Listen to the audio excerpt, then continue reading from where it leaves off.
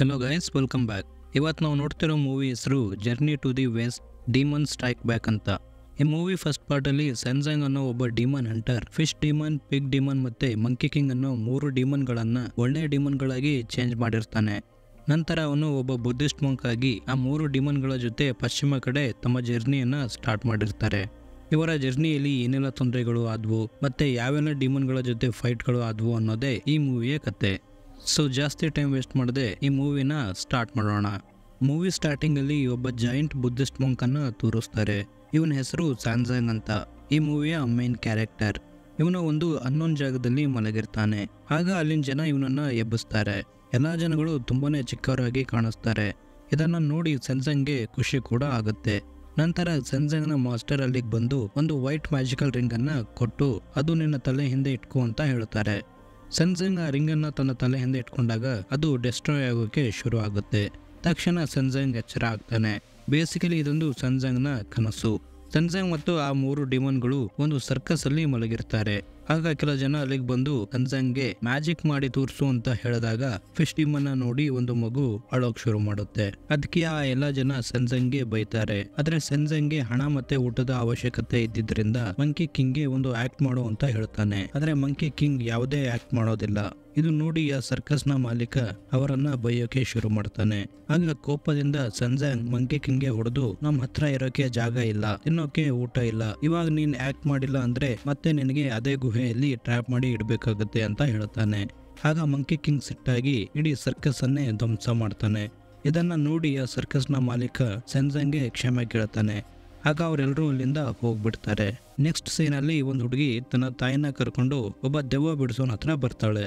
ಯಾಕಂದ್ರೆ ಆ ಹುಡುಗಿಗೆ ತನ್ನ ತಾಯಿಗೆ ಯಾವ್ದಾದ್ರೂ ದೆವ್ವ ಪೊಜೆಸ್ ಮಾಡಿರಬಹುದು ಅಂತ ಡೌಟ್ ಇರುತ್ತೆ. ಆಗ ಆ ದೆವ್ವ ಹಿಡಿಯೋರು ಅವಳ ತಾಯಿಯನ್ನ ಚೆಕ್ ಮಾಡಿದಾಗ ಅವಳಿಗೆ ಯಾವ ದೆವ್ವ ಕೂಡ ಹಿಡಿದಿರೋದಿಲ್ಲ. ಆಗ ನಿಜವಾದ ದೆವ್ವ ಆ ಹುಡುಗಿ ಅಂತ ಗೊತ್ತಾಗುತ್ತೆ. ಆ ಹುಡುಗಿ ಒಬ್ಳು ಸ್ಪೈಡರ್ ಡಿಮನ್ ಆಗಿರ್ತಾಳೆ. ಈ ಕಡೆ ಸೆನ್ಸಾಂಗ್ ಮಂಕಿ ಕಿಂಗ್ಗೆ ಹೊಡಿತಾ ಇರ್ತಾನೆ. ಯಾಕಂದ್ರೆ ಮಂಕಿ ಕಿಂಗ್ ಸೆನ್ಸಾಂಗ್ ನ ಮಾತು ಕೇಳದೆ ಇಡೀ ಸರ್ಕಸ್ ಅನ್ನ ನಾಶ ಮಾಡಿದ್ದಕ್ಕೆ. ಆಗ ಮಂಕಿ ಕಿಂಗ್ಗೆ ಆ ಗುಹೆಯಲ್ಲಿ ಹೇಗ್ ಟ್ರ್ಯಾಪ್ ಆಗಿದ್ದ ಅನ್ನೋದು ನೆನಪಾಗುತ್ತೆ. ಇದರಿಂದ ಹೆದರ್ಕೊಂಡು ಸೆನ್ಸಾಂಗ್ಗೆ ಏನು ಉತ್ತರ ಕೊಡದೆ ಹಾಗೆ ಕೂತಿರ್ತಾನೆ. ಯಾಕೆಂದ್ರೆ ಮತ್ತೆ ಏನಾದ್ರೂ ತೊಂದರೆ ಕೊಟ್ರೆ ನನ್ನ ಗುಹೆಯಲ್ಲಿ ಟ್ರ್ಯಾಪ್ ಮಾಡಬಹುದು ಅಂತ ಹೆದರ್ಕೊಂಡಿರ್ತಾನೆ. ಮಂಕಿ ಕಿಂಗ್ ನ ಹೊಡೆಯೋದ್ರಿಂದ ಪಿಗ್ ಡಿಮನ್ ಮತ್ತೆ ಫಿಶ್ ಡಿಮನ್ಗೂ ಬೇಜಾರಾಗತ್ತೆ. ಅಷ್ಟೇ ಅಲ್ಲ, ಸೆನ್ಸಾಂಗೂ ಕೂಡ ಈ 3 ಡಿಮನ್ಗಳನ್ನ ಹೊಡೆಯೋಕೆ ಇಷ್ಟ ಇರೋದಿಲ್ಲ. ಆದ್ರೆ ಅವರ ತಪ್ಪುಗಳನ್ನ ಸುಧಾರಿಸೋಕೆ ಹೊಡಿಲೇಬೇಕಾಗಿರುತ್ತೆ. ಬೆಳಿಗ್ಗೆ ಆದ್ಮೇಲೆ ಅಡಿಗೆ ಮಾಡೋಕೆ ಇವ್ರ ಹತ್ರ ನೀರಿರೋದಿಲ್ಲ. ಆಗ ಸೆನ್ಸಾಂಗ್ ನೀರ್ ತರೋಕೆ ಅಂತ ಹತ್ರದಲ್ಲಿರೋ ಒಂದು ಮನೆಗೆ ಹೋಗ್ತಾನೆ. ಒಂದು ಹುಡುಗಿ ಡೋರ್ ಅನ್ನ ಓಪನ್ ಮಾಡಿ ಏನ್ ಬೇಕು ಅಂತ ಕೇಳಿದಾಗ ಸೆನ್ಸಾಂಗ್ ನಮ್ಗೆ ನೀರು ಬೇಕು ಅಡಿಗೆ ಮಾಡೋಕೆ ಅಂತ ಹೇಳ್ತಾನೆ. ಆಗ ಆ ಮನೆಯಲ್ಲಿ ಬಹಳಷ್ಟು ಹುಡುಗಿರು ಬಂದು ನೀವು ನಮ್ಮ ಮನೆಯಲ್ಲೇ ಊಟ ಮಾಡಿ ಅಂತ ಹೇಳ್ತಾರೆ. ಆಗ ಸೆನ್ಸಾಂಗ್ ಆ 3 ಡಿಮನ್ಗಳ ಜೊತೆ ಆ ಹುಡುಗಿಯರ ಮನೆಯಲ್ಲಿ ಊಟ ಮಾಡ್ತಾರೆ. ಆದ್ರೆ ಮಂಕಿ ಕಿಂಗ್ಗೆ ಆ ಹುಡುಗಿರೆಲ್ಲರೂ ಡಿಮನ್ಗಳು ಅಂತ ಗೊತ್ತಾಗುತ್ತೆ. ಅದಕ್ಕೆ ಅವನು ಆ ಹುಡುಗಿರನ್ನೆಲ್ಲ ಬೈತಾ ಇರ್ತಾನೆ. ಅದಕ್ಕೆ ಸೆನ್ಸಾಂಗ್ ಮಂಕಿ ಕಿಂಗ್ಗೆ ಬೈದು ಅಲ್ಲಿಂದ ಹೋಗೋಕ್ ಹೇಳಿದಾಗ ಮಂಕಿ ಕಿಂಗ್ ಅಲ್ಲಿಂದ ಹೋಗ್ತಾ ಇರ್ತಾನೆ. ಅದೇ ಸಮಯಕ್ಕೆ ಆ ಎಲ್ಲಾ ಹುಡುಗಿರು ಸ್ಪೈಡರ್ ಡಿಮನ್ಗಳಾಗಿ ಸೆನ್ಸಾಂಗ್ ನ ತಿನ್ನೋಕ್ ನೋಡ್ತಾರೆ. ಆದ್ರೆ ಅವನ ಜೊತೆ ಇದ್ದ ಆ 3 ಡಿಮನ್ಗಳು ಸೆನ್ಸಾಂಗ್ ನ ಆ ಸ್ಪೈಡರ್ ಡಿಮನ್ಗಳಿಂದ ಸೇವ್ ಮಾಡ್ತಾರೆ. ಇಲ್ಲಿ ಪಿಗ್ ಡಿಮನ್ ಎಷ್ಟು ಬರಿಗೆಟ್ಟಿದಾನಂದ್ರೆ ಅವನು ಸ್ಪೈಡರ್ ಡಿಮನ್ಗೆ ಕಿಸ್ ಕೊಡೋಕ್ ಶುರು ಮಾಡ್ತಾನೆ. ನಂತರ ಅವರೆಲ್ಲರೂ ಸ್ಪೈಡರ್ ಡಿಮನ್ಗಳಿಂದ ತಪ್ಪಿಸ್ಕೊಂಡು ಅಲ್ಲಿಂದ ಹೊರಗೆ ಹೋಗ್ತಾರೆ. ಹಾಗೆ ಒಂದು ದೊಡ್ಡ ಸ್ಪೈಡರ್ ಡಿಮನ್ ಅವರನ್ನ ತಿನ್ನೋಕ್ ಬರುತ್ತೆ. ಆದ್ರೆ ಮಂಕಿ ಕಿಂಗ್ ಆ ಸ್ಪೈಡರ್ ಡಿಮನ್ ಅನ್ನ ಸಾಯಿಸ್ಬಿಡ್ತಾನೆ. ಇದನ್ನ ನೋಡಿ ಸೆನ್ಸಾಂಗ್ ಮಂಕಿ ಕಿಂಗ್ಗೆ ಬೈಯಕ್ ಶುರು ಮಾಡ್ತಾನೆ.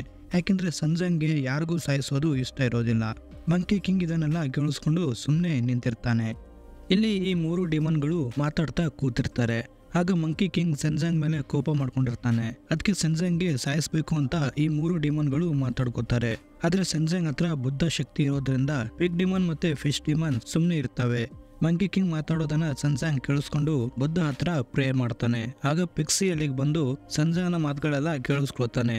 ನಂತರ ಮಂಕಿ ಹತ್ರ ಹೋಗಿ ಎಲ್ಲ ಹೇಳ್ಬಿಡ್ತಾನೆ. ಆಗ ಮಂಕಿ ಕಿಂಗ್ ಸೆನ್ಸಾಂಗ್ಗೆ ಹೊಡೆಯೋಕೆ ಶುರು ಮಾಡ್ತಾನೆ. ಸೆನ್ಸಾಂಗ್ ಮಂಕಿ ಕಿಂಗ್ ಇಂದ ತಪ್ಪಿಸ್ಕೊಂಡು ಒಂದು ಮರದ ಮೇಲೆ ಬೀಳುತ್ತಾನೆ. ಆಗ ಮಂಕಿ ಕಿಂಗ್ ಅಲ್ಲಿಗೆ ಬಂದು ಸೆನ್ಸಾಂಗ್ಗೆ ಹೊಡೆಯೋಷ್ಟರಲ್ಲಿ ಆಕಾಶದಿಂದ ಒಂದು ಬೆಳಕು ಬರುತ್ತೆ. ಇದರಿಂದ ಹೆದರ್ಕೊಂಡು ಮಂಕಿ ಕಿಂಗ್ ಅಲ್ಲಿಂದ ಹೋಗ್ಬಿಡ್ತಾನೆ. ನಂತರ ಫಿಶ್ ಡಿಮನ್ ತನ್ನ ಒರಿಜಿನಲ್ ಫಾರ್ಮ್ಗೆ ಬಂದ್ಬಿಡ್ತಾನೆ. ಆಗ ಎಲ್ಲರೂ ಸೇರಿ ಒಂದು ಹೊಸ ರಾಜ್ಯಕ್ಕೆ ಹೋಗ್ತಾರೆ. ಆ ರಾಜ್ಯದ ಹೆಸರು ಬೈಕ್ಯೂ ಕಿಂಗ್ಡಮ್ ಅಂತ.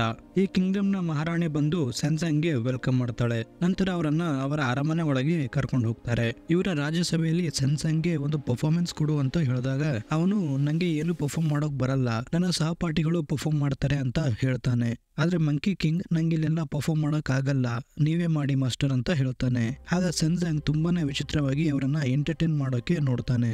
ಆದ್ರೆ ಅಲ್ಲಿನ ಮಹಾರಾಜಗೆ ಇದು ಇಷ್ಟ ಆಗದೆ ಅವರನ್ನ ಅರಮನೆಯಿಂದ ಹೊರ ಹಾಕ್ತಾರೆ. ಇದರಿಂದ ಸೆನ್ಸಾಂಗ್ಗೆ ತುಂಬಾನೇ ಇನ್ಸಲ್ಟ್ ಫೀಲ್ ಆಗಿ ಮತ್ತೆ ಮಂಕಿ ಕಿಂಗ್ಗೆ ಹೊಡಿತಾನೆ. ಆದ್ರೆ ಅರಮನೆಯಲ್ಲಿ ತಪ್ಪಾಗಿದ್ದು ಸೆನ್ಸಾಂಗ್ ಇಂದ. ಇದು ಅವನಿಗೆ ರಿಯಲೈಸ್ ಆಗಿ ತನಗ್ ತಾನೇ ಹುಡ್ಕೋತಾನೆ.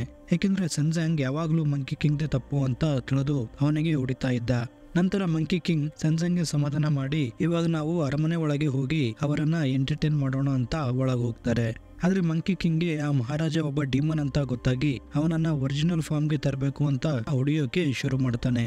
ಆಗ ಅವನು ಬೆಂಕಿ ಉಗುಳೋ ಒಂದು ಮಿನಿ ರೋಬೋಟ್ ಆಗಿ ಚೇಂಜ್ ಆಗ್ತಾನೆ. ನಂತರ ಮಂಕಿ ಕಿಂಗ್ ಮೇಲೆ ಬೆಂಕಿ ಉಗುಳೋಕ್ ಶುರು ಮಾಡ್ತಾನೆ. ಈ ನಡುವೆ ಮಂಕಿ ಕಿಂಗ್ ಕೂಡ ತನ್ನ ಒರಿಜಿನಲ್ ಫಾರ್ಮ್ ಗೆ ಬಂದು ಆ ಮಿನಿ ರೋಬೋಟ್ ಜೊತೆ ಫೈಟ್ ಮಾಡ್ತಾನೆ. ಆಗ ಫಿಶ್ ಮಾನ್ಸ್ಟರ್ ಆ ರೋಬೋಟ್ ಅನ್ನ ಫ್ರೀಸ್ ಮಾಡ್ತಾನೆ. ನಂತರ ಒರಿಜಿನಲ್ ಮಹಾರಾಜನನ್ನ ಹುಡುಕ್ತಾರೆ. ಆ ರೋಬೋಟ್ ಡಿಮನ್ ಅವನನ್ನ ಬೇಸ್ಮೆಂಟ್ ಅಲ್ಲಿ ಕೂಡ ಹಾಕಿರ್ತಾರೆ. ಆಗ ಅವನನ್ನ ಹೊರತಂದು ಸೇವ್ ಮಾಡ್ತಾರೆ. ನಂತರ ಆ ರೋಬೋಟ್ ಡಿಮನ್ ನ ಒಂದು ಪಪೆಟ್ ನಲ್ಲಿ ಟ್ರ್ಯಾಪ್ ಮಾಡಿ ಮಹಾರಾಣಿಗೆ ಕೊಡ್ತಾರೆ.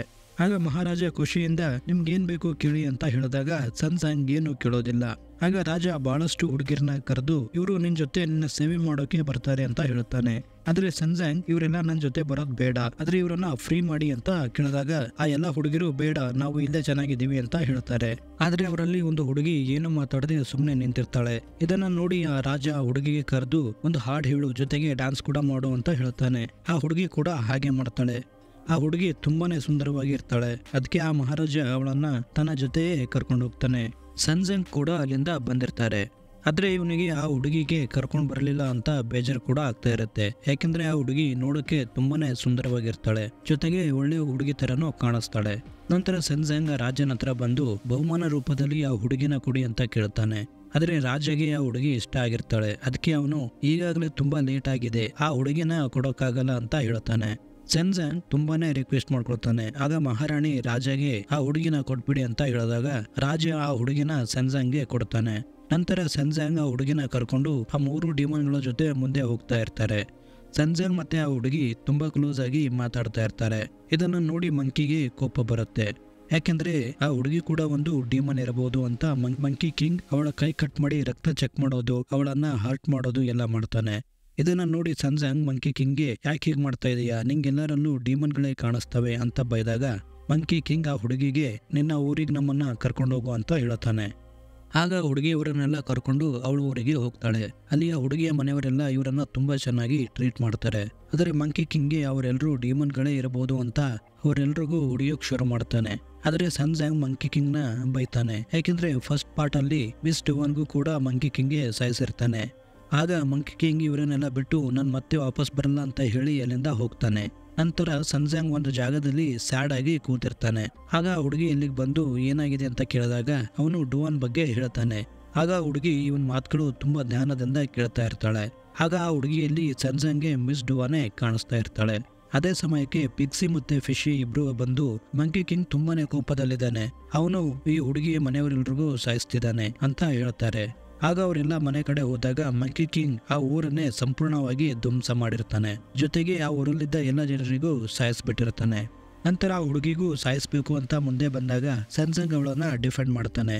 ಆದ್ರೆ ಮಂಕಿ ಕಿಂಗ್ ಸೆನ್ಸಾಂಗ್ ಹೊಡೆದು ಬೀಳಿಸ್ತಾನೆ.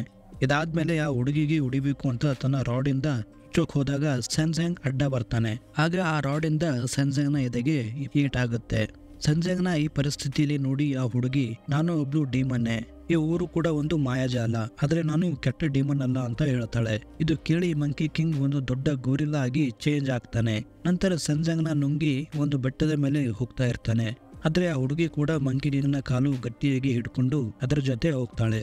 ಆಗ ಮಹಾರಾಣಿ ಮತ್ತೆ ರೋಬೋ ಡಿಮನ್ ಅಲ್ಲಿಗೆ ಬಂದು ಆ ಡಿಮನ್ ಹುಡುಗಿನ ನಿಮ್ ಜೊತೆ ಕಳಿಸ್ಕೊಟ್ಟಿದ್ದು ನಿಮ್ಗಳ ಮಧ್ಯೆ ಜಗಳ ಸ್ಟಾರ್ಟ್ ಆಗ್ಬೇಕು ಅಂತ, ಮತ್ತೆ ನೀನು ಆ ಮಾಂಕ್ನ ಸಾಯಿಸ್ಬೇಕು ಅನ್ನೋದೇ ನಮ್ಮ ಪ್ಲಾನು, ಈಗ ನೀನು ನನ್ನ ಗುಲಾಮ ಅಂತ ಮಂಕಿ ಕಿಂಗ್ಗೆ ಹೇಳ್ತಾಳೆ. ಆಗ ಮಂಕಿ ಕಿಂಗ್ ಮಾಂಕ್ ಸೆನ್ಸಾಂಗ್ ಅನ್ನ ಹೊರ ಹಾಕ್ತಾನೆ. ಯಾಕಂದ್ರೆ ಮಂಕಿ ಕಿಂಗ್ ಮಾಂಕ್ ನ ಸಾಯಿಸಿರಲ್ಲ, ಬದಲಿಗೆ ಸಾಯಿಸಿರೋ ತರ ಆಕ್ಟ್ ಮಾಡಿರ್ತಾನೆ. ಆಗ ಸನ್ಸಾಂಗ್ ಮಂಕಿಗೆ ನಿಮ್ಮ ಮೇಲೆ ಮುಂಚೆಯಿಂದನೂ ಡೌಟ್ ಇತ್ತು, ಅದಕ್ಕೆ ನನ್ನ ಮತ್ತೆ ಮಂಕಿ ಕಿಂಗ್ ಮಧ್ಯೆ ಜಗಳ ಆಗೋ ತರ ಅವನು ನನ್ನ ಬಿಟ್ಟು ಹೋಗೋ ತರ ನಾಟಕ ಮಾಡಿದ್ದು. ನೀನೊಬ್ಳೆ ಇಂಟೆಲಿಜೆಂಟ್ ಅಂತ ಅನ್ಕೋಬೇಡ, ನಾವು ಕೂಡ ನಿನಗಿಂತ ತುಂಬಾನೇ ಇಂಟೆಲಿಜೆಂಟ್ ಅಂತ ಹೇಳ್ತಾನೆ. ಆಗ ಪಿಕ್ಸಿ ಮತ್ತೆ ಫಿಶಿ ರೋಬೋ ಡಿಮನ್ನ ಫ್ರೀಸ್ ಮಾಡಿ ಡೆಸ್ಟ್ರಾಯ್ ಮಾಡ್ತಾರೆ. ಈ ಕಡೆ ರಾಣಿ ಮತ್ತೆ ಮಂಕಿ ಕಿಂಗ್ ನ ಮಧ್ಯೆ ಫೈಟ್ ಕೂಡ ಸ್ಟಾರ್ಟ್ ಆಗುತ್ತೆ.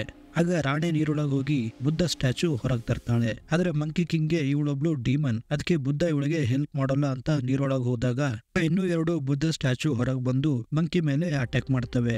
ಇದರಿಂದ ಮಂಕಿಗೆ ತುಂಬಾನೇ ಗಾಯಗಳಾಗ್ತವೆ. ಮಂಕಿ ಬುದ್ಧಗೆ ಬೇಡ್ಕೊಂಡಾಗ ಒರಿಜಿನಲ್ ಬುದ್ಧ ನೀರಿಂದ ಹೊರಬಂದು 3 ಡಿಮನ್ ಬುದ್ಧ ಸ್ಟ್ಯಾಚುಗಳನ್ನ ನಾಶ ಮಾಡ್ತಾರೆ. ಆಗ ಮಂಕಿ ಕಿಂಗ್ ಆ ರಾಣಿಗೆ ಹಿಡ್ಕೊಂಡಾಗ ಅವಳು ಒರಿಜಿನಲ್ ಫಾರ್ಮ್ಗೆ ಅಂದ್ರೆ ಒಂದು ಗೋಲ್ಡನ್ ಈಗಲ್ ಆಗಿ ಚೇಂಜ್ ಆಗ್ತಾಳೆ. ನಂತರ ಬುದ್ಧ ಆ ಗೋಲ್ಡನ್ ಈಗಲ್ ಅನ್ನ ತನ್ನ ಜೊತೆ ಕರ್ಕೊಂಡು ಹೋಗ್ತಾರೆ. ಈ ಕಡೆ ಡಿಮನ್ ಹುಡುಗಿ ಕಂಪ್ಲೀಟ್ ಇಂಜೂರ್ಡ್ ಆಗಿ ಸಾಯೋ ಸ್ಥಿತಿಯಲ್ಲಿರ್ತಾಳೆ. ಆಗ ಅವಳು ಮಾಂಕ್ ಸನ್ಸಾಂಗ್ಗೆ ಮುಕ್ತಿ ಕೊಡಿ, ನಾನೊಬ್ಳು ಡಿಮನ್ ಅಂತ ಹೇಳ್ತಾಳೆ. ಅದಕ್ಕೆ ಸನ್ಸಾಂಗ್ ಅವಳಿಗೆ ಮುಕ್ತಿ ಕೊಡ್ತಾನೆ. ಆಗ ಅವಳ ದೇಹ ಗಾಳಿಯಲ್ಲಿ ಡಿಸಾಲ್ವ್ ಆಗುತ್ತೆ. ನಂತರ 4 ಜನ ಅವರ ಜರ್ನಿನ ಕಂಟಿನ್ಯೂ ಮಾಡ್ತಾರೆ. ಆಗ ಮಂಕಿ ಕಿಂಗ್ ಅಲ್ಲಿ ಸನ್ಸಾಂಗ್ಗೆ ಮಿಸ್ ಡುವಾನ್ ಕಾಣಿಸ್ತಾಳೆ. ಯಾಕೆಂದ್ರೆ ಮಂಕಿ ತಲೆ ಮೇಲಿರೋ ರಿಂಗು ಡುವಾನ್ದೆ, ಅದಕ್ಕೆ ಅವನು ಆ ರಿಂಗ್ ಅನ್ನ ವಾಪಸ್ ಕೊಡು ಅಂತ ಮಂಕಿ ಕಿಂಗ್ಗೆ ಹೇಳ್ತಾನೆ. ಇಲ್ಲಿಗೆ ಈ ಮೂವಿ ಎಂಡ್ ಆಗುತ್ತೆ. ನಿಮ್ಗೇನಾದ್ರೂ ಈ ಎಕ್ಸ್ಪ್ಲನೇಷನ್ ಇಷ್ಟ ಆದ್ರೆ ಈ ವಿಡಿಯೋನ ಲೈಕ್ ಮಾಡಿ, ಚಾನಲ್ಗೆ ಸಬ್ಸ್ಕ್ರೈಬ್ ಮಾಡಿ. ಈ ಮೂವಿ ಫಸ್ಟ್ ಪಾರ್ಟ್ ನೋಡೋಕ್ಕೆ ಸ್ಕ್ರೀನ್ ಮೇಲಿರೋ ವಿಡಿಯೋನ ಕ್ಲಿಕ್ ಮಾಡಿ. ನಾನು ನಿಮಗೆ ಅಲ್ಲೇ ಸಿಗ್ತೀನಿ. Until then, keep watching Kannada Rockers.